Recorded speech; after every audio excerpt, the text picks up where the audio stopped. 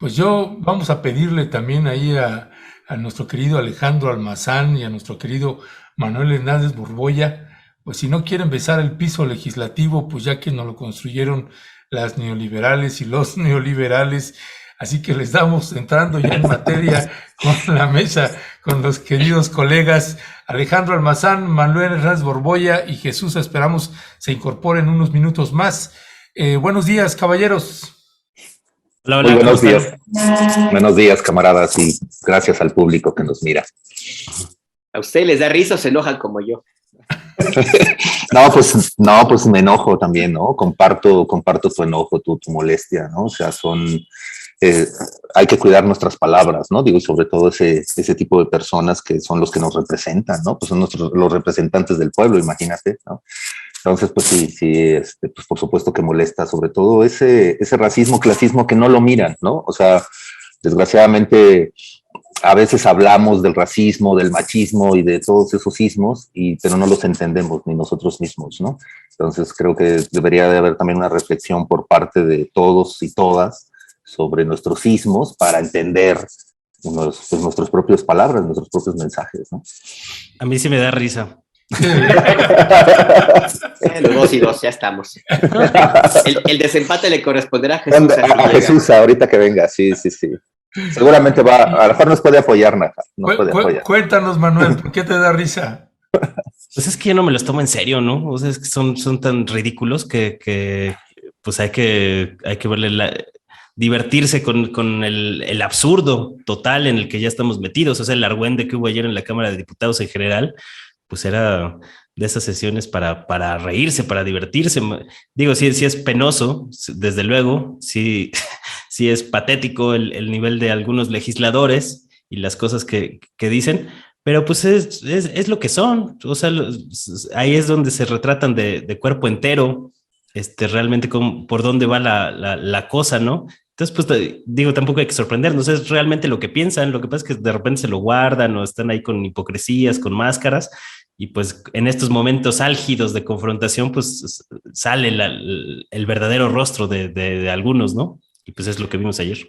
Y me acordaba de esa mesa que estuvimos en la octava, que nos tocó compartirla ahí, mi querido Manuel Hernández Borboya, con este invitado. Con los decía, reaccionarios. No, sí, que decía, es que son 3 contra 1.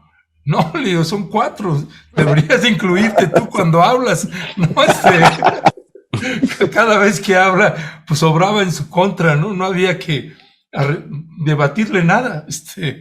Así es, precisamente por eso coincido mucho con Manuel en este planteamiento que estaba haciendo.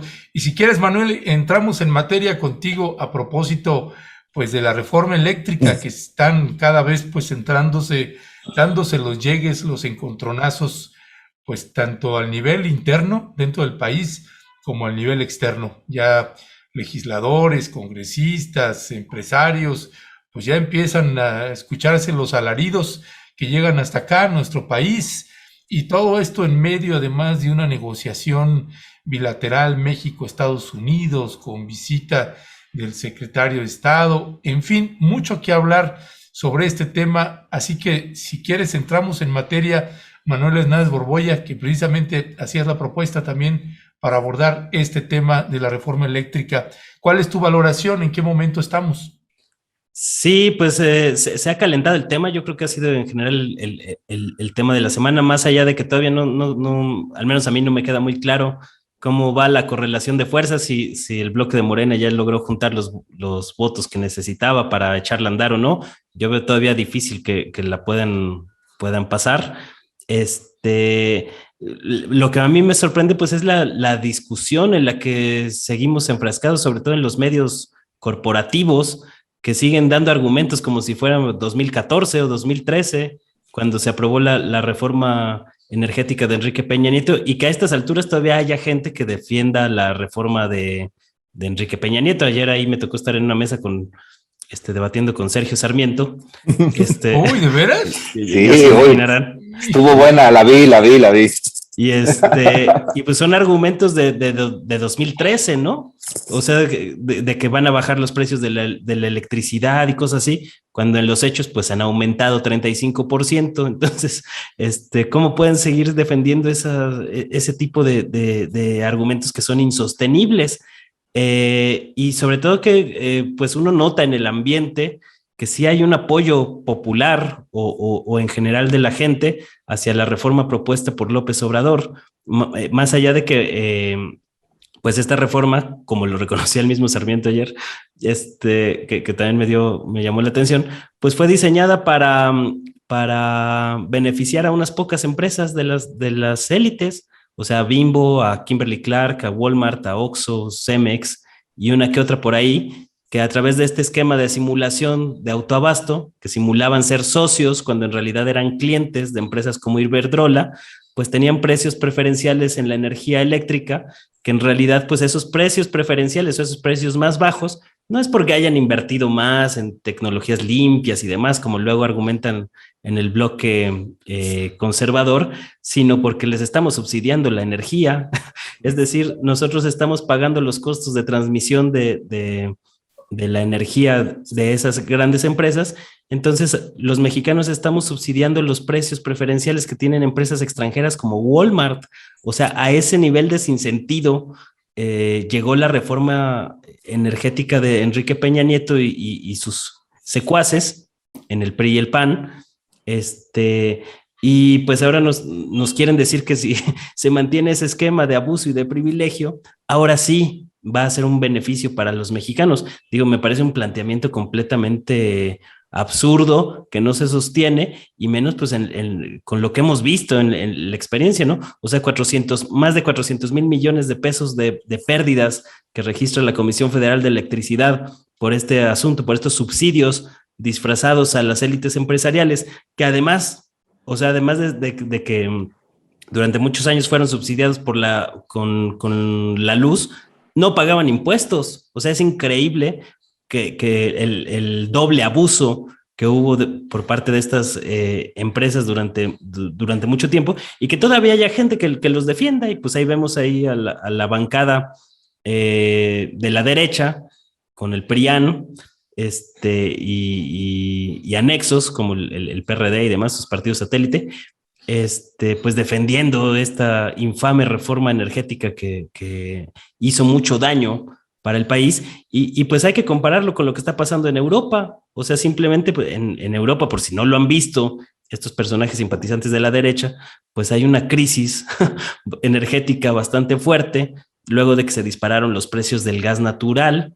Y con todo y sus energías renovables, países como España, como Alemania, que son potencias en estos rubros de la energía eólica o fotovoltaica, precisamente porque ellos, a diferencia de México, no tienen hidrocarburos y se han visto forzados a implementar estas tecnologías. Incluso ellos están en crisis luego de que este año una oleada de calor hizo que no hubiera vientos tan fuertes como en otros años y esa situación pues ha hecho que se incremente la demanda de gas natural, que es un hidrocarburo. Entonces, esa falta de gas ha puesto en crisis a varios países de Europa. Incluso había por ahí algunos spots del gobierno alemán señalando que en el invierno podía llegar a haber apagones y recomendaban cómo protegerse ante un invierno sin calefacción. A ese nivel está ahorita las grandes potencias en las energías renovables. Lo paradójico, pues, es que en México quieran implementar o importar un modelo en un contexto completamente diferente como el mexicano, ¿no? O sea, nosotros estamos en otra situación y no veo por qué tendríamos que adoptar exactamente el mismo modelo o el mismo patrón que estos países europeos. Pero bueno, obviamente hay un colonialismo mental muy fuerte en estos asuntos.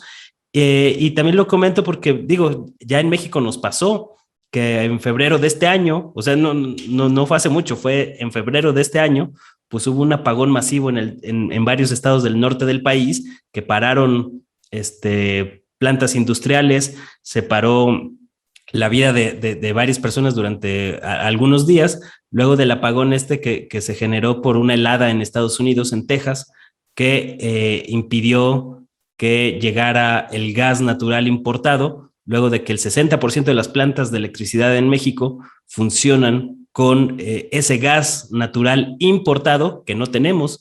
Entonces, lo que hicieron los neoliberales bajo esta lógica de rentabilidad o de que era más barato el gas natural, pues fue ponernos en una situación bastante delicada en términos de soberanía energética, porque al final de cuentas, si por X o Y razón un día un personaje como Donald Trump en la presidencia de Estados Unidos te decide no vender gas y poner una serie de restricciones, como han hecho, por ejemplo, con Cuba, o como amenazó el mismo Donald Trump a México con la cuestión de los aranceles, te truenan al país. Así de simple y de sencillo.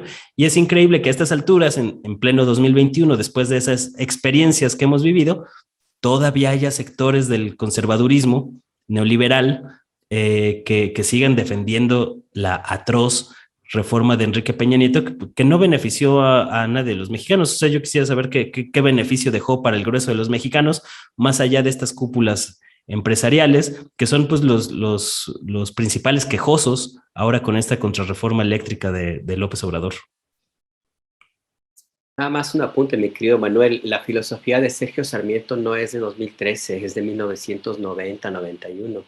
Desde esa época que lo conozco, no ha variado un ápice su discurso. Él tiene esa idea que la verdad no existía Wikipedia en ese entonces, pero pues él se presumía como el gran sabio, de que a menor Estado, mejor país. Claro. Es un convencido de que el Estado, de que los gobiernos son un estorbo.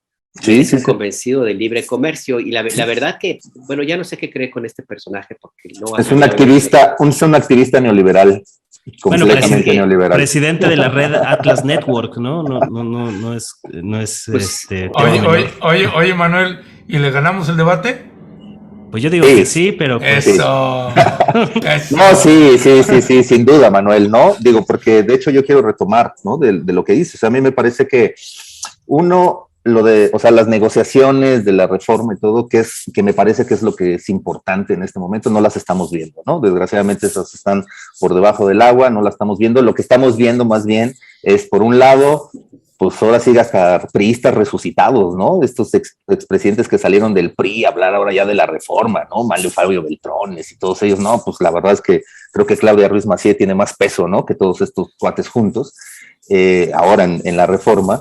Creo que también algo que está pasando, o que es esto que está hablando Manuel. Solo estamos viendo a los privatizadores, o sea, gente que está a favor de la reforma de Peña Nieto, y gente que está intentando desmenuzar cómo es la reforma o la contrarreforma eléctrica de López Obrador. Creo que ahorita sigue siendo el debate en los medios. Y ayer, a mí yo sí me puse a ver el debate que tuvieron aquí Manuel, estaba Luis Guillermo, estaba otro chico Castañeda y estaba Sarmiento, ¿no? Y la verdad es que Sarmiento, aunque dice Nájar que está en los 90s, pues sí, en los 90s, pero parecía que se había memorizado los spots de Peña Nieto del 2013 de la reforma, porque nos dijo, o sea, sus argumentos eran todos esos. Ha bajado la luz, los hogares mexicanos van a pagar menos, los empresarios casi van a ayudar a que este país salga adelante, ¿no? Bueno, ahí al final, como no queriendo, terminó aceptando que nada más había beneficiado a las empresas. A las empresas, claro. No, pero te decía que era mentira lo de los subsidios, ¿no? En algún momento empezó a decir que no, que de dónde sacabas eso, ¿no? Que era mentira. Es decir, los 400,000 millones de pesos que tiene la CFE, el boquete que tiene anual, parece que no existe para este tipo de personajes, ¿no? Entonces yo creo que ahorita básicamente estamos viendo un déjà vu de la reforma energética, solo que ahora pues del otro lado, es decir, los que aplaudían la reforma de Peña Nieto, pues hoy la están evidentemente defendiendo, ¿no? Y con los mismos argumentos que no se sustentan en la realidad. Es decir, al usuario yo sigo pagando el mismo costo de la luz. Tú lo acabas de decir, Manuel. Bueno, ¿dónde está el beneficio para los mexicanos? No, pues no existe. O sea, tú sigues yendo a a zonas, por ejemplo, Mexicali, seguramente Jesús nos podría contar de eso, ¿cuánto pagan de luz? O sea, ahí ni siquiera hay subsidios, ¿no?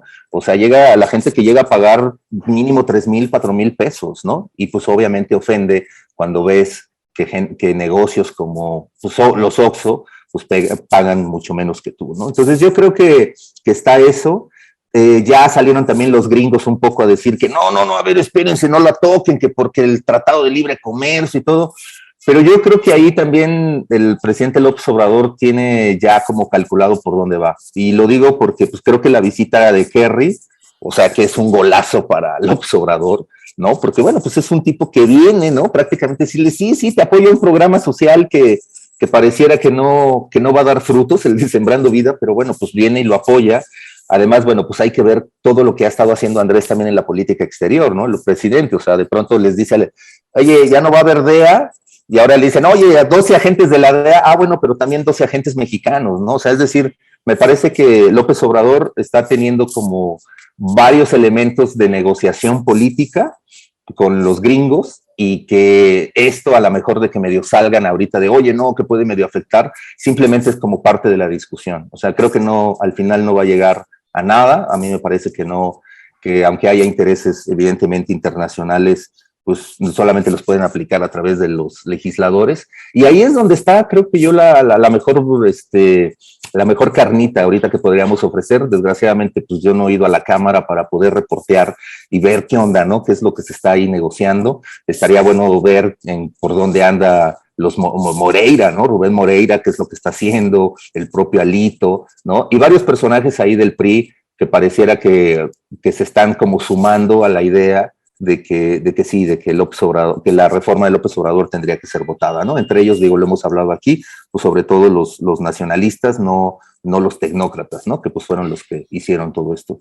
A mí me parece que así estamos ahorita, que estamos como puros dimes y diretes, y que yo creo que ya la próxima semana ya vamos a tener un poco más de claridad por dónde van las negociaciones, hacia dónde se está moviendo el barco, y pues cuántos votos les faltan de los 58, ¿no?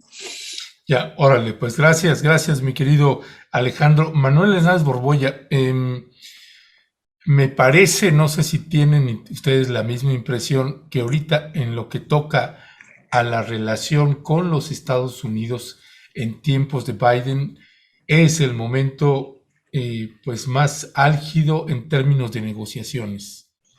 Digamos que está la partida de ajedrez a todo lo que da.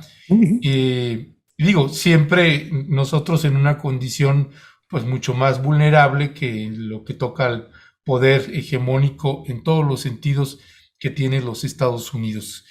Y esta visita de John Kerry y las declaraciones y también los viajes que está haciendo el embajador de los Estados Unidos en México, Ken, ¿qué? Se me olvidó el apellido, Salazar. Sí. Ken Salazar. Bueno, uno con Alejandro Murat en el corredor transísmico, Kerry acá, y haciendo las declaraciones de lo que va a implicar, por un lado, el corredor transísmico, los Estados Unidos, que si va a apoyar esto que señalaba Alejandro, el proyecto Sembrando Vida, pero pues hay también condiciones como el programa Quédate en México, que quieren otra vez que regrese. Esta la agenda ambiental que tiene el gobierno de los Estados Unidos, que también está planteando el respaldo de México, ahora que va a haber un encuentro de seguridad nacional, que también se va a abordar ese tema. El asunto de los agentes de la DEA, es decir, no está fácil. El presidente López Obrador, como bien señala Alejandro Almazán, pues está jugando sus piezas sabiendo que siempre nos tocan las negras y que los gringos siempre tienen las blancas y tienen una o dos partidas por delante. A ellos sí se les permiten varios enroques, a nosotros solamente uno. ¿Cuál es tu valoración, mi querido Manuel Hernández Borbolla? Sí, pues siempre la relación con Estados Unidos va a ser complicada, ¿no? O sea, porque aunque parezca que de repente son muy cuates, pues no necesariamente. Y siempre va a haber una relación ahí de poder y de hegemonía, pues con la que hay que lidiar. pero dentro de todo, esta visita de Kerry, como decía Alejandro, pues sí fue un golazo para López Obrador.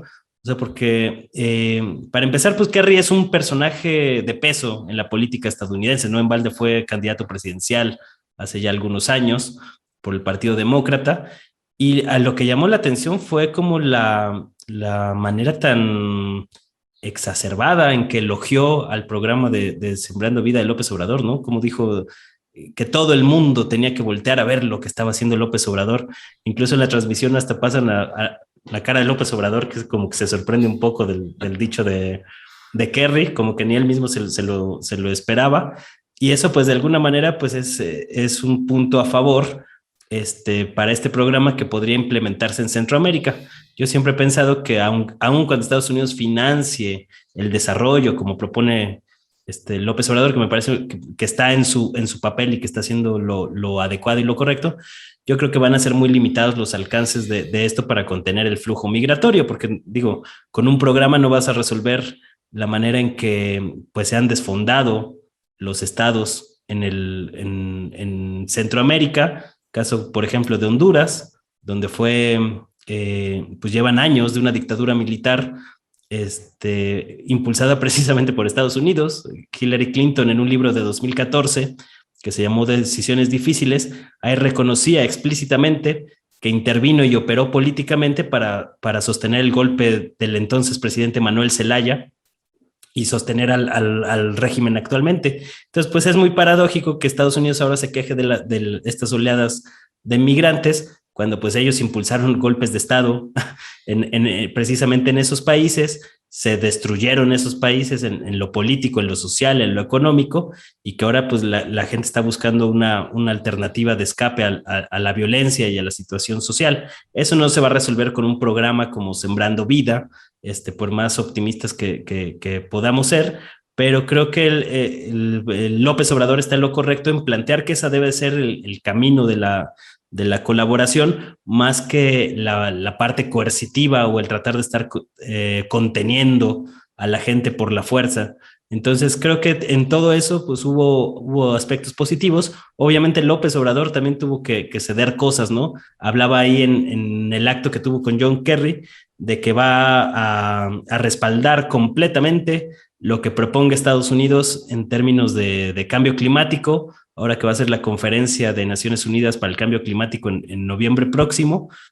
México va a respaldar, diga lo que diga y haga lo que haga Estados Unidos en ese rubro, o al menos así lo dejó entender López Obrador, que pues la parte ambiental a él tampoco es que le interese mucho, y este rollo de reducir emisiones y demás, entonces pues, está dispuesto a ceder esa parte a la agenda gringa, y me parece una buena negociación dentro de todo.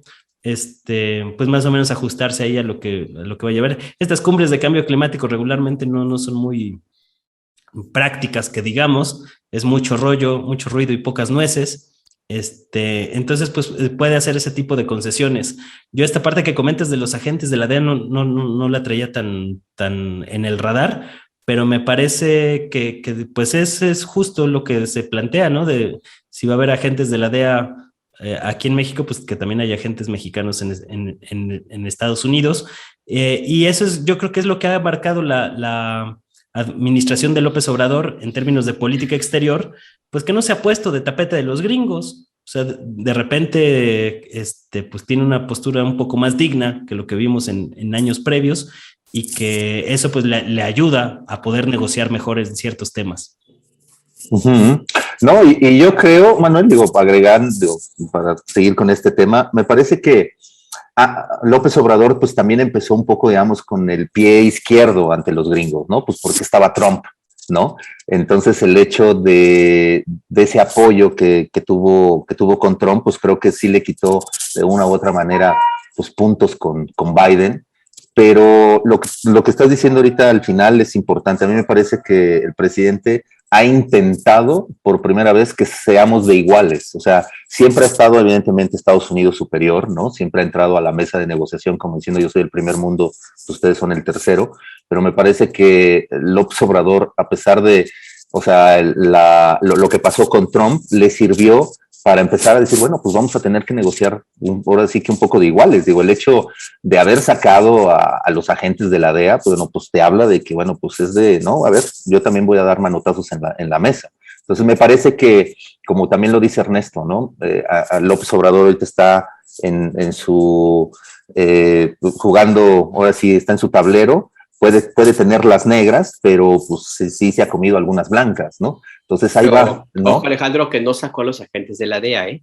No, bueno, solamente, bueno, lo propuso, ¿no? Sí, sé que lo propuso y que ahí está como que todavía... Ahí hay les puso restricciones que no tenían en los gobiernos, mucho menos con el anterior con Felipe Calderón, que les dio manga ancha, con Peña Nieto, que le importó muy poquito.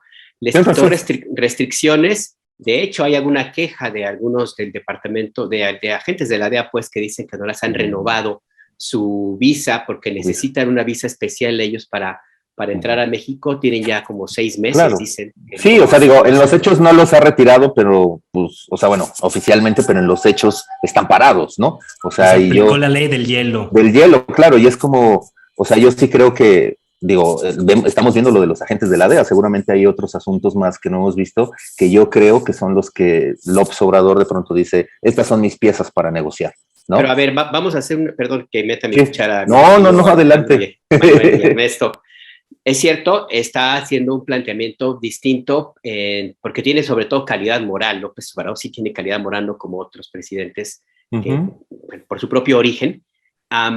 Está en la misma retórica del presidente mexicano, que tiene que ser crítico con los yanquis, así bienvenidos, pero públicamente, pero al mismo tiempo necesita mantener la mano izquierda muy bien entrenada para que mantenga todo el mundo de negociaciones y acuerdos y la vida, pues, de una región, de un par de países que dependen en muchos aspectos uno del otro. Y lo quiero plantear para también abordar un tema en donde eventualmente también habría que ser un poco más claros en este punto. Al mismo tiempo que tiene, por ejemplo, esta mano firme en el tema de los agentes de la DEA, que logró que se desbancara, porque ya no existía, pues, pero logró que se desbancara ya en el papelito la iniciativa Mérida, al mismo tiempo, y que ha sido también muy aplaudido, por ejemplo, la forma como se ha plantado ante Joe Biden y en su momento ante Donald Trump, al mismo tiempo ha permitido que México se convierta en el muro migratorio que tanto han pedido desde Ronald Reagan hasta ahorita. Estamos a punto de, según nos comentaban, de que se acepte de nuevo un programa tan polémico como Quédate en México, el MPP. Y ojo, ha desplegado un cerco militar en la frontera sur de México. En los hechos, ha trasladado la frontera sur de Estados Unidos al río Suchiate. Claro. O sea, eso también me parece que es importante. No, y claro, y creo que lo hemos platicado aquí, o sea, yo creo que ese es el gran talón de Aquiles de la política de López Obrador, ¿no? Es algo con lo que es el gran manchón, o sea, el tema migratorio. Y sí, en efecto, yo creo que pues esas son, a lo mejor ahí en ese sentido, el gobierno gringo, pues, o sea, es inamovible, sobre todo en lo del muro, ¿no? Por eso o sea, sí creo que ellos siempre parten desde nosotros somos el primer mundo, ustedes son el tercero, y con las piezas del tercero está jugando López Obrador, ¿no? Claro, entra muchas contradicciones, ¿no? Que son, pues, muy, muy fuertes, pero, pues, esas son con las piececitas que anda chambeando, creo que López Obrador, ¿no? Sí, no, tienes razón acá, en ese sentido. Sí, pues es que ahora sí que ahí doblegaron al gobierno mexicano. O sea, el gobierno de López Obrador nunca lo va a admitir públicamente, claro, de que pues, nos doblaron las manitas, pero pues así fue. O sea, a final de cuentas ahí fue donde empezó la hegemonía estadounidense, y más por cómo el proyecto neoliberal en México pues nos puso más en desventaja y a merced de la voluntad de Estados Unidos, ¿no? Y entre ellos, pues juega también cosas como la reforma energética, que fue redactada, entre otras personas, por Hillary Clinton. Entonces, tampoco es de sorprendernos que ahora haya gente molesta entre congresistas estadounidenses por estos asuntos. Pues es que es los altos contrastes, ¿no? En la administración del presidente López Obrador. Por una parte lo tenemos pues ya garantizando las pensiones para personas de la tercera edad, para jóvenes, para personas discapacitadas, para mujeres, son cosas que ya, pues si no está López Obrador, quién sabe qué presidente lo hubiese hecho o presidenta lo hubiese hecho y cuánto tiempo hubiera estado esta gente sin pensiones. Y tenemos estas propuestas de reforma constitucional, estas propuestas de reforma de ley, la ley energética, ley eléctrica, el rescate, la recuperación del litio, el litio para las y los mexicanos, pues que son por una parte pues propuestas que pues muchas mexicanas y muchos mexicanos pues decimos pues por fin, ¿no? Alguien que intenta recuperar lo que se nos fue quitando desde décadas atrás y que se aceleró precisamente en la administración del expresidente Enrique Peña Nieto en esas reformas estructurales del 2013. Y el otro alto contraste, pues son estos dos proyectos neoliberales como el proyecto del Tren Maya o como el corredor transísmico, que ahorita que Alberto señalaba, pues que está bajando la frontera hasta el río Suchiate, pues va a haber dos fronteras, porque la otra va a ser a la mitad del país, es decir, con el corredor transísmico, pues está bajando la frontera a esa línea y luego la otra frontera con Guatemala. Pues son de los contrastes que hay con el presidente Andrés Manuel López Obrador. Habría que ver también cómo se mira desde ahí arriba todos esos escenarios que se van presentando. Si quieren, vamos pasando también al siguiente tema, Alejandro Almazán. Bueno, ya no sé porque empezaron a hablar los dos, ya no sé a quién le tocaba ahorita la palabra, pero si quieres voy contigo, Alejandro, y tiene que ver precisamente con lo que proponías, el caso de Rosario Robles, que pues el día de hoy, creo yo, que va a salir de prisión. Ojalá me equivocara, para ser honestos, porque no ha regresado un solo peso y va a salir a la calle y se va a salir con la suya y el pago de todo el daño que le hizo a la nación, al erario mexicano, pues simple y llanamente va a quedar en 1 año de prisión y that's it. ¿Cuál es tu valoración? ¿Cómo entender y estudiar este caso, Alejandro Almazán? No, pues sí tiene sus aristas, ¿no? Porque, bueno, aquí uno primero se pregunta, bueno, ¿cuál es el sentido de justicia que tiene López Obrador, ¿no? Es decir, ¿es más de un tufo de venganza o de justicia selectiva o de justicia secas, ¿no? A mí me parece que también coincido contigo, yo creo que en un par de horas o más tarde, Rosario yo creo que va a tener esa alternativa de poder salir y enfrentar el juicio en casa, y me parece que salga o no Rosario es una derrota para esta lucha contra la corrupción del presidente López Obrador. Parece que es una gran derrota, y sobre todo porque Rosario Robles no es una perita en dulce, o sea, no es una monedita de oro, ¿no? Por supuesto que tuvo muchos desvíos, ahí están los reportajes, ¿no? La estafa maestra, lo de la cruzada contra el hambre, ¿no? O sea, en todos los programas en los que participó, en todos los programas sociales que participó Rosario, hay desvíos de dinero, ¿no? Entonces, bueno, es una pena que ante la ineficacia de la Fiscalía, otra vez Gertz, ¿no? Ante esta ineficacia, gente que, pues sí, tendría que haber pagado este daño, digamos, a la nación, pues no, va a salir, incluso yo creo que va a salir hasta como víctima, ¿no? De un sistema judicial en efecto corrupto, en donde sí torcieron un poco ahí la Constitución para que ella se quedara en la cárcel y pasara este año. Entonces, a mí me parece que esto pues, le va a afectar mucho a la lucha contra la corrupción de López Obrador. Y es una pena, de verdad, que vamos a ver a una Rosario Robles haciéndose la víctima. Y así vamos a empezar quizá a ver a ciertos personajes del PRI o estos que dañaron al país haciéndose la víctima, alegando una persecución política, ¿no? Pues ni hablar. Ahí está puede quedar la impunidad y bueno, pues yo creo que otra raya, ahora sí que otra raya a la 4T, ¿no? Otra raya proporcionada nuevamente por Gertz Manero. Y bueno, pues yo no sé realmente qué a qué le está jugando Gertz, ¿no? Estoy realmente desconcertado, lo hemos platicado aquí, que ha estado más interesado en sus negocios, pero pues parece que le está dando todos los argumentos a los rivales del gobierno de la 4T, pues para decir que la lucha contra la corrupción pues, realmente es un fiasco, ¿no?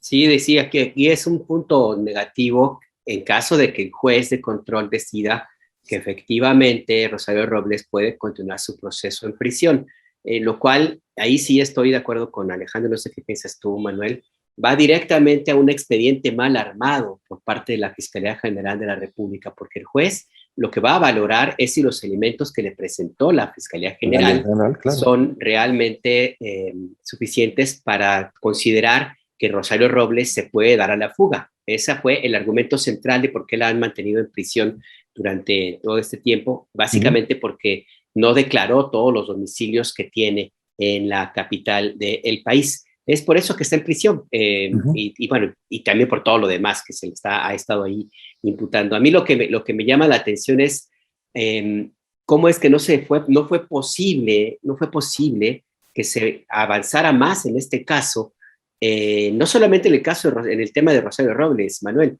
sino en otros personajes involucrados que son los que, si nos ponemos estrictos, pues son los que tienen más vela en ese entierro de los desvíos de recursos. Rosario Robles se le puede acusar de muchas cosas y entre una de esas es que firmó lo que le quieren, lo que le pusieron, sabía lo que estaba firmando, obviamente, pero ella no lo hizo motu propio. Hubo quien le ordenó que lo hiciera de esa manera. Y ese quien, pues empecemos por Luis Videgaray, que era el casi vicepresidente de Peña Nieto, el propio Peña Nieto. ¿Tú cómo ves este tema, Manuel? Videgaray era el presidente en funciones, era el poder bueno, sí, tiene razón. Del trono. Yo creo que, pues sí, como bien lo comentas, otra vez la incapacidad de la fiscalía para armar un expediente y se cae a pedazos esta cruzada anticorrupción de López Obrador. De hecho, a mí me llama la atención que ya casi ni menciona ese tema, ¿no? De la lucha anticorrupción, que era la bandera de su administración, o sea, era con lo que la principal promesa de campaña con la que llegó al poder era esta lucha a corrupción. Sí ha habido una lucha sistémica o estructural, por ejemplo, con el tema de las factureras, de las empresas que no pagaban impuestos y demás. Pero a la hora de entrarle a estas redes de corrupción con nombre y apellido, con personajes como Luis Videgaray, Enrique Peña Nieto y demás, pues hemos visto pues resultados verdaderamente penosos y lamentables.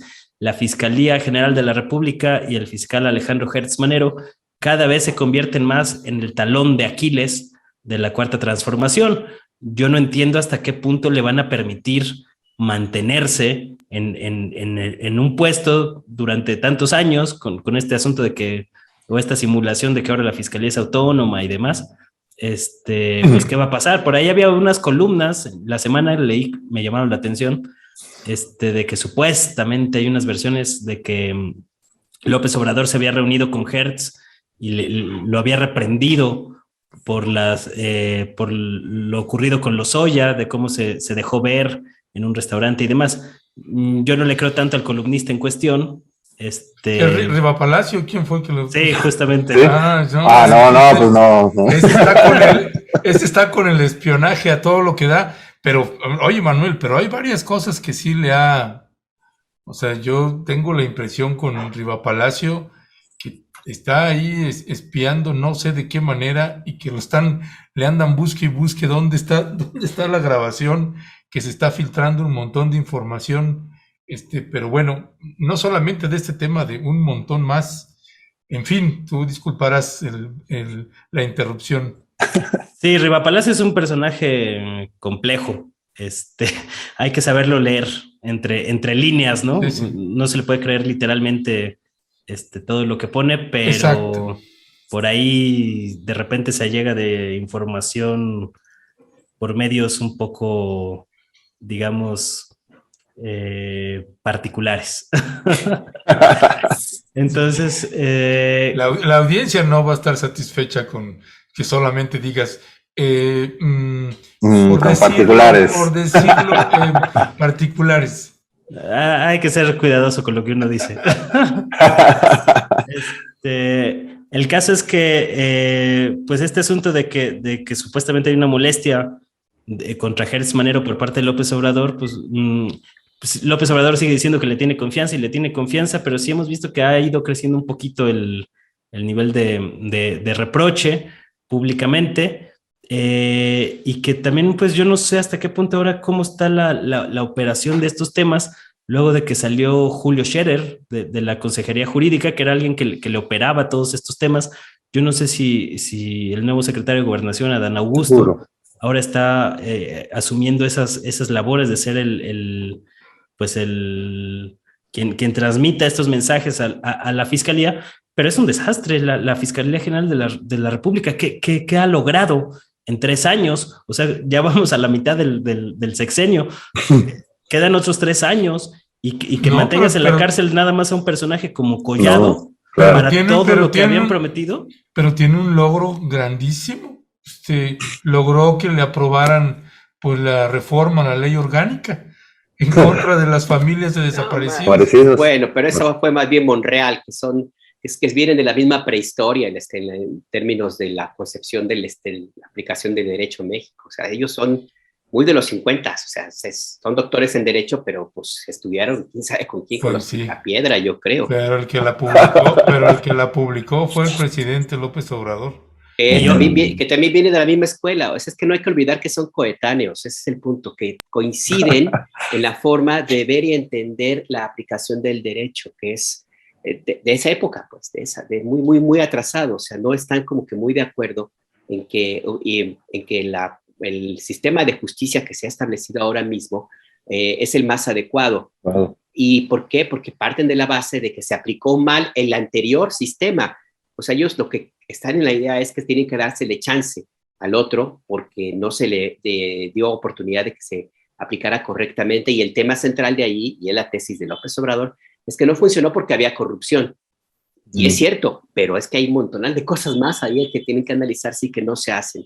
Entonces, sí, pero es claro que sigue habiendo un manejo político de la justicia, o sea, con todos estos temas, con las pincitas con las que se ha tratado a 2 personajes como Luis Videgaray y Enrique Peña Nieto, que yo hacía un poco también de ironía en la semana con la nota que publicó de 8 columnas Milenio, de que ahora sí va a la fiscalía por Videgaray y por Peña Nieto, ¿no? Que es como la 4ª vez que por enésima vez, ¿no? Sí.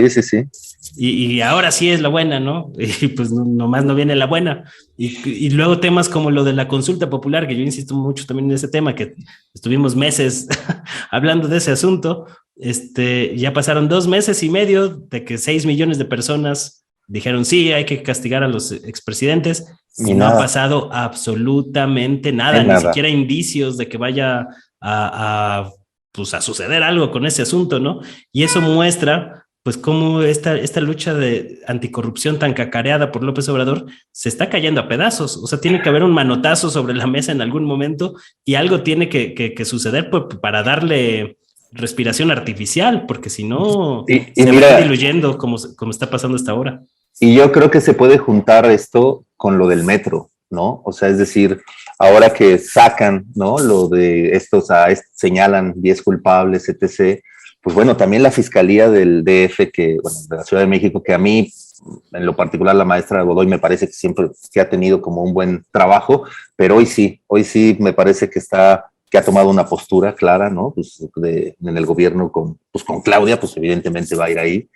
Pero esa parte también de no llegar quizás hasta arriba, a lo mejor no mencionar a Marcelo, no mencionar realmente a funcionarios pesados en el gobierno de Marcelo, de Mancera, incluso de la propia Claudia Sheinbaum, creo que eso también pues abona al desencanto de la lucha contra la corrupción, ¿no? O sea, aquí el chilango, pues que es más político, que somos más políticos, pues yo creo que queríamos, ¿no? Desde el principio, pues unos resultados donde seguramente Marcelo Ebrard iba a salir ahí pues dañado, perjudicado, pero pues ha resultado que no, ¿no? Y ahorita ya se está dando, bueno, ahora los marcelistas van contra los manceristas, ¿no? Entonces creo que ya hasta se salió un poco de de las manos este asunto.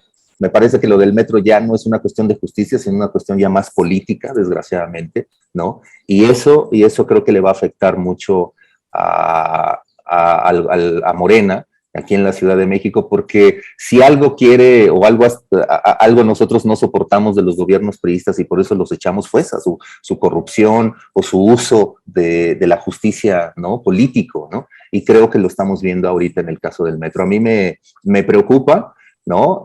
Digo, seguramente llegaron a negociaciones de, pues no iban a mencionar a Marcelo, pero pues esto es justicia, esto no es política, ¿no? Y desgraciadamente, pues lo del metro aceleró la sucesión presidencial, ¿no? Uno de los personajes que quiere ser presidente, pues está netamente ahí involucrado, y eso pues solamente creo que nos ha traído, o creo que le ha traído a Claudia Sheinbaum no sé si una buena imagen para la ciudad de esto del metro. Ahí sí, a mí me decepcionó un poco, me agüité en el sentido de ver que solamente habían ido, pues ahora sí que de los mandos medios para abajo, ¿no? Cuando pues yo sé que a lo mejor una decisión, alguien que firma no es culpable, pero pues seguramente hay responsabilidades de Marcelo y que no se van a tratar, ¿no? Simplemente por una cuestión política. Y a esos casos también hay que sumarle el asunto de Felipe Calderón y de cómo todos sus mandos policíacos pues están involucrados con el crimen organizado. Ya vimos lo que pasó recientemente con Arzate, uno de los mandos policiales de Felipe Calderón, que se declaró culpable de narcotráfico en Estados Unidos, y que acá no pasa nada. O sea, junto con lo de Lozoya era el otro gran caso, el de García Luna, paradigmático para desmontar estas estructuras de la corrupción política en México, y sigue sin pasar nada. Entonces ahí le va sumando casos, Lozoya, el metro, García Luna y compañía, lo de Rosario Robles, y se está haciendo nada la lucha anticorrupción de la 4T. Claro. Sí. Y a eso, bueno, la gente también le puede sumar lo del culiacanazo, ¿no? O sea, claro, Ovidio, todo, ¿no? O sea, va, y entonces te volteas y dices, oye, pues, ¿qué está pasando, no? Con la justicia. Creo que ahí hay un hueco tremendo para la 4T y si no lo resuelve, o sea, se va a desfondar. Lo dijiste hace rato, Manuel, o sea, yo creo que sí puede haber hasta un desfondo de la lucha contra la corrupción, ¿no? Y que puede ser la gran decepción de este gobierno, ¿no? Miren, la gran ventaja de ese fondo musical que tenemos en este programa es que pues siempre puede ser de cualquiera. No importa si es Alberto, si es Alejandro, si es Manuel, si soy yo, puede ser cualquiera, está en toda la ciudad, así que todos la conocemos. Pero además y siempre aparece oportunamente cuando hablamos de temas como un fiscal que resulta que seguramente no se lo llevaría ni el fierro viejo. Ni el fierro viejo, no. Pues hay que investigar, hay que hacer una investigación, ¿no? Oye, Manuel, a propósito de Arzate, de esta que se declara culpable por narcotráfico, ¿no? Por narcotráfico, que no es un asunto menor, ahí, evidentemente, y para no perder su costumbre, cuando viene un golpe de esos que le pasa, pero bien cerquita, rozando la pelona a Felipe del Sagrado Corazón de Jesús Calderón Hinojosa, diría aquí mi querido Alberto Nájar, sí, pero ya ni voy a repetir el nombre porque empieza a hacer corajes otra vez, pero bueno, ¿qué habrá soltado? ¿Cuál fue la negociación? Pues ese es otro gran tema ahí, Manuel, porque Felipe Calderón, para no perder la costumbre cuando sucede eso, pues silencio en la torre, lo dejamos de ver en redes unos cuantos días y luego ya otra vez vuelve a asomar un poco o la nariz o la pelona. ¿Cuál es tu valoración? ¿También crees que esto finalmente sí alcance al expresidente Felipe Calderón o no? Pues ya son dos personajes claves, pues este personaje, Iván Arzate, y pues Genaro García Luna, no son personajes menores. Y Cárdenas Palomino y Cárdenas Palomino. Le seguimos, ¿no? Tres claves. Y el Ramón Pequeño, ¿cómo se llama se me fue ahorita el nombre, pero... Y en Estados Unidos, porque yo creo que si algo aprendió Estados Unidos es que no vuelve a mandarnos a ningún general ni a nadie, no nos va a volver a soltar a un ex autoridad mexicana que haya detenido en los Estados Unidos después de la terrible experiencia que tuvo con México con respecto del general Cienfuegos. Bueno, ahí esa fue una pifia de la DEA, no fue del gobierno mexicano. Ahí sí no, de los Estados Unidos. Me refiero a que la pifia fue del gobierno de los Estados Unidos al aceptar el retorno de Salvador Cienfuegos. Pues al aceptar y al detenerlo, porque no tenían elementos para detenerlo. O sea, ahí el expediente eran ahí unos mensajitos de WhatsApp. O sea, ahí, más bien ahí... No, el problema es que sí tenían más, y la pregunta es, pues, ¿por qué nada más le dieron al gobierno de México ese material y no el otro pesado, pues, que es lo que, pues, incluso ya Juan Alberto Cedillo ahí está haciendo una recopilación precisamente, pues, de todo lo que no se filtró para acá, que no llegó, elementos pues mucho más contundentes contra Salvador Cienfuegos. Pero regresando a la situación actual, con este otro personaje, ¿crees que es de alguna manera, pues ya se le están acercando más y más, que Felipe Calderón, pues ahora sí esté sintiendo pasos en la azotea, o simple y llanamente estamos hablando de una anécdota más y que no va a trascender? Pues cada que pasan estas cosas es como si le pusieran mute a Felipe Calderón en redes, sí, ¿no? Como si le apretaran el botón. Y pues lo mismo que con Peña Nieto y con Videgaray, ya cuántas veces hemos dicho, ahora sí ya se le acercaron a Felipe Calderón, ahora sí ya hay elementos para ir por él, y pues no van por él. O sea, yo creo que en la lógica de López Obrador, que yo sí creo que no mete tanto las manos en estos temas de procuración de justicia y demás. Yo creo que también la lógica pues es no darle demasiada importancia porque existe el riesgo de que pueda crecer como opositor y darle vida política en caso de que se le vayan encima. Pero digo, ya no es lo duro, sino lo tupido, ¿no? O sea, ya que cuántos más elementos necesitas para ir en contra de un personaje que además tiene el cinismo y la desfachatez, y ahí sí yo comparto la furia de Alberto Nájar contra este personaje, que todavía tiene el descaro de irse a pavonear a España e ir a decir que durante su mandato la policía alcanzó los más altos niveles de control de confianza, cuando todos sus mandos policiales están vinculados al narcotráfico. O sea, es increíble el cinismo y la desfachatez de este personaje, que tiene que haber consecuencias contra Felipe Calderón. Y vuelvo a lo mismo, ¿de qué sirvió la famosa consulta si no pasa absolutamente nada contra estos personajes? Ahí siguen completamente plácidos, ahí placeándose y pues diciendo cosas al aire. Esto de España, yo estaba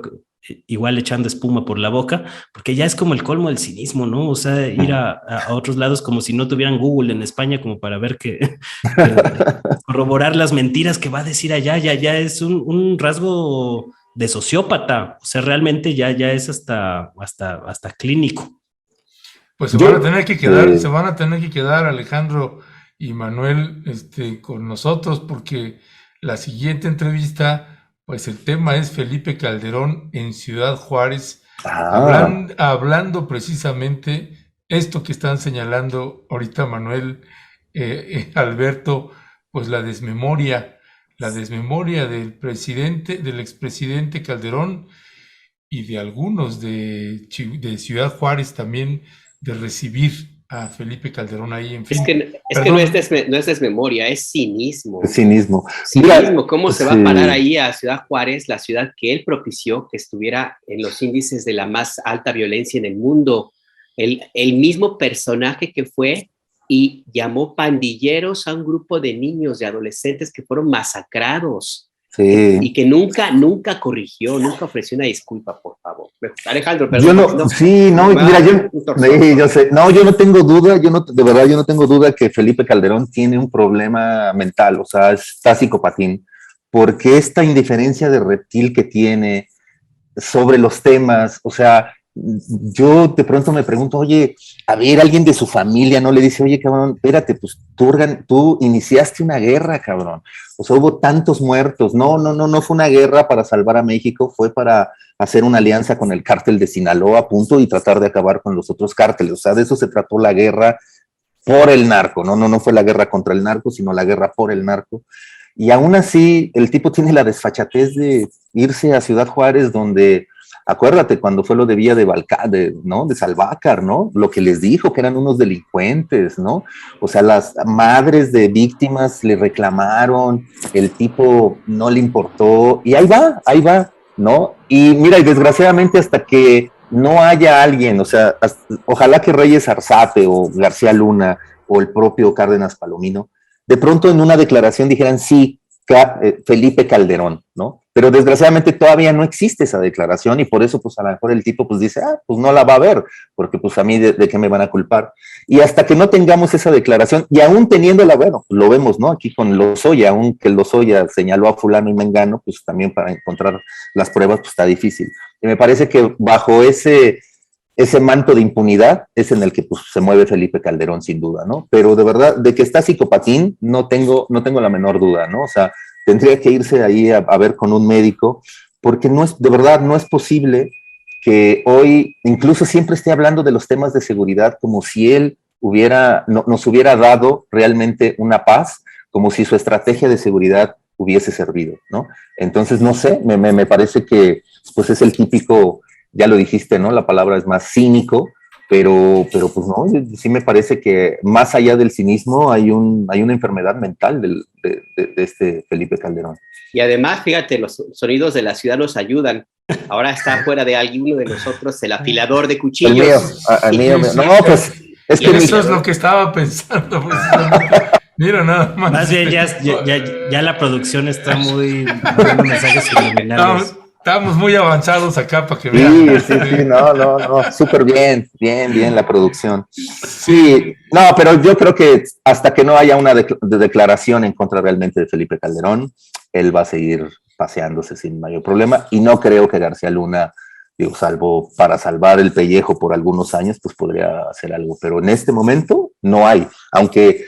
Todos los hechos parecieran que ahí, que él tendría que ser juzgado, etc., Felipe Calderón, pero pues no pasa nada. O sea, creo que tiene la misma tranquilidad que ahorita Videgaray y que Peña Nieto, ¿no? O sea, podemos seguir haciendo nuestra vida sin mayor problema, ¿no?